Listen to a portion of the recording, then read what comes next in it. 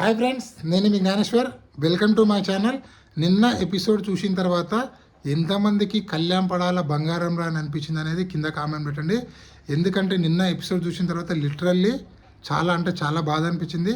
ఎందుకంటే ఫ్రెండ్షిప్కి ఎంత వాల్యూ ఇస్తుండో కళ్యాణ్ పడాల అనేది క్లియర్ కట్గా అర్థమైంది. అక్కడ డిమాండ్ పవన్ కూడా ఒక డైలాగ్ కొడతాడు కళ్యాణ్ పడాల గెలిచిన తర్వాత, అరే గెలిచింది మనోడే కదా పర్లేదులే అని అనడము.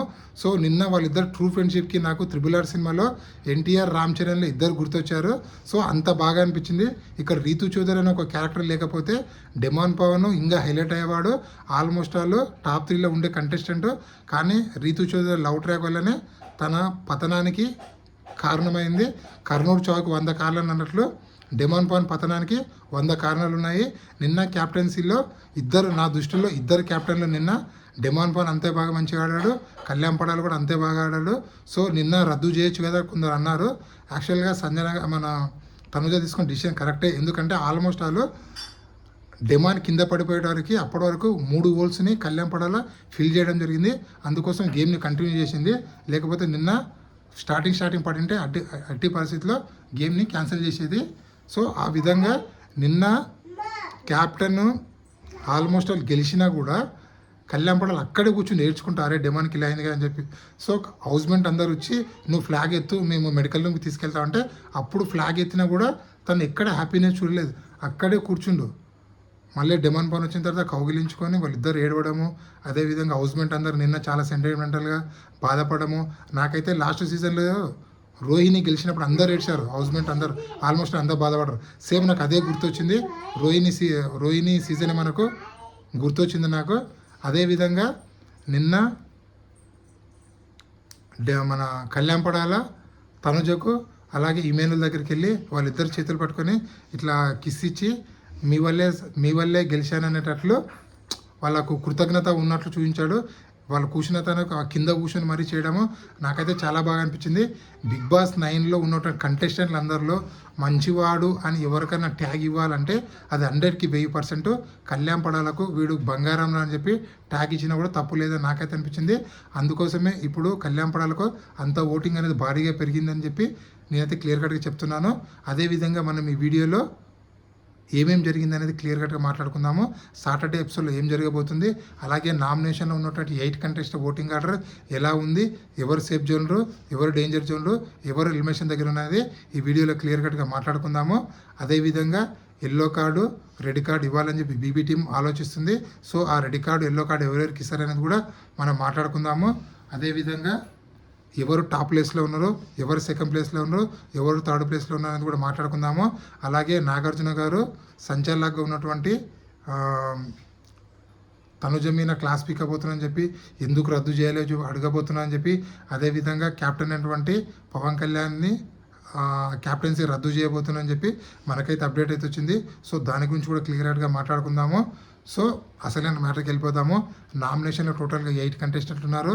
కళ్యాణ్ పడాల, తనుజ, ఇమాన్యుయల్, భరణి, సంజన, సుమన్ శెట్టి, డిమాండ్ పవన్, దివ్యనికిత టోటల్గా 8 కంటెస్టెంట్ల నామినేషన్లో ఉండడం జరిగింది.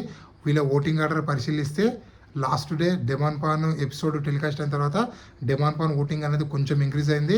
సో ఓవరాల్గా అబ్జర్వ్ చేస్తే మనకు కళ్యాణ్ పడాల ఓటింగ్ అనేది 33%లో, అలాగే తనుజ ఓటింగ్ అనేది 29%లో, ఇమాన్యుయల్ ఓటింగ్ అనేది 12%లో, అలాగే డిమాండ్ పవన్ ఓటింగ్ అనేది 9%లో, భరణి గారు ఓటింగ్ అనేది 6%లో, సుమన్ శెట్టి ఓటింగ్ అనేది 6%లో, అలాగే సంజన గారు ఓటింగ్ అనేది 6%లో, అలాగే దివ్యనికిత ఓటింగ్ అనేది 5%లో కొనసాగింది. ఓవరాల్గా అబ్జర్వ్ చేస్తే మనకు ముగ్గురు మాత్రం సేఫ్ జోన్లో ఉన్నారు.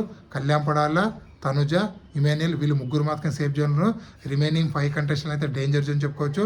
వీళ్ళలో ఉన్నటువంటి డిమాండ్ పవన్, భరణి కొంచెము డేంజర్ జోను. రిమైనింగ్ ముగ్గురు సుమన్ శెట్టి, సంజన గారు, దివ్యానికి అయితే 100% ఎలిమినేషన్ దగ్గర ఉన్నారు. సో బిగ్ బాస్ ఇక్కడ ఏమైనా టిస్ట్ ఇస్తే చెప్పలేము. ఎందుకంటే బిగ్ బాస్ ఎవరినైతే టాప్ 5 తీసుకెళ్ళాలనుకుంటున్నాడో వాళ్ళని కాపాడి మిగతా కంటెస్టెంట్లో వాళ్ళకి ఎవరు యూజ్ గారు అనుకుంటారో వాళ్ళ కంటెస్టెంట్ ఇద్దరిని ఎలిమినేషన్ చేయబోతున్నారు. 100% ఈ వారం డబుల్ ఎలిమినేషన్ ఉండబోతుంది. అంటే సాటర్డే ఎపిసోడ్లో ఒకరు ఎలిమినేట్ అవుతారు, సండే ఎపిసోడ్లో ఒకరు ఎలిమినేట్ అవుతారు. సో ఓవరాల్గా ఇద్దరు ఎలిమినేషన్ కాబోతున్నారు. ఎందుకంటే లాస్ట్ వీక్ నో ఎలిమినేషన్ ఉంది కాబట్టి ఈ వారం ఎలాగైనా సరే ఇద్దరిని ఎలిమినేషన్ చేయాలని చెప్పి బిగ్ బాస్ టీం ఆలోచిస్తున్నట్లు మనకైతే గట్టి సమాచారం అయితే రావడం జరిగింది. అదేవిధంగా రెడ్ కార్డు ఎల్లో కార్డు ఇవ్వబోతున్నారు. అలాగే మండే రోజు జరిగినటువంటి నామినేషన్లో గొడవలు జరిగాయి కదా, డిమాండ్ పవన్ కళ్యాణ్ పడాన్ని ఎక్కువ పట్టుకోవడము, అలాగే కళ్యాణ్ పడాల అగ్రెసివ్ బిహేవియర్ చేయడము, చీరలు తనడము, అదేవిధంగా సంజన లూజ్ టంగ్ మాట్లాడము, ఈ అన్నిటికీ yellow card, red card, demand పవన్కు రెడ్ కార్డు, అలాగే ఎల్లో కార్డు సంజనకు కళ్యాణ్ పడాలకి ఇచ్చి గట్టి వార్నింగ్ అయితే ఇవ్వబోతున్నారు. ఈరోజు టీఆర్పీ పగిలిపోయే ఎపిసోడ్ అయితే ఉండబోతుంది. చాలా భారీ ట్విస్టులు ఉండబోతున్నాయి. ముఖ్యంగా కళ్యాణ్ పడాలకు చాలా ప్లస్ అయ్యే ఎపిసోడ్ ఉండబోతుందని చెప్పి మనకైతే అప్డేట్ అయితే రావడం జరిగింది. సో కళ్యాణ్ పడాలకు ఎపిసోడు ప్లస్ ఎలా అవుతుందంటే కళ్యాణ్ పడాల యొక్క క్యాప్టెన్సీ రద్దు అవ్వడం కూడా కళ్యాణ్ పడాల పైన సింపతి అనేది క్రియేట్ అవుతుంది. అదేవిధంగా కళ్యాణ్ మన డిమాండ్ పవన్కు రెడ్ కార్డ్ ఇచ్చేది కళ్యాణ్ పడాలు తీసుకునే డిసిషన్ పైన డిపెండ్ అయ్యేటట్లు చేయాలని చెప్పి బిగ్ బాస్ టీమ్ ఆలోచిస్తున్నట్లు మనకైతే సమాచారం అయితే రావడంది. సో చూద్దాము బిగ్ బాస్ టీమ్ ఈరోజు ఏమేమి చేయబోతుందని చెప్పి నెక్స్ట్ వీడియోలో అప్డేట్ వచ్చిందాడే 100% మీకు వన్ బై వన్ అప్డేట్ అయితే ఇవ్వబోతున్నాను. సో నాగార్జున గారు క్యాప్టెన్సీ రద్దు చేసి మీ అభిప్రాయం ఏమనేది కింద కామెంట్ పెట్టండి. కరెక్టా తప్పనేది కూడా కింద కామెంట్ పెట్టండి. అలాగే మీ అనాలిసిస్ ప్రకారము డబుల్ ఎలిమినేషన్ ఉంటే ఎవరు ఎలిమినేషన్ కావాలి, అలాగే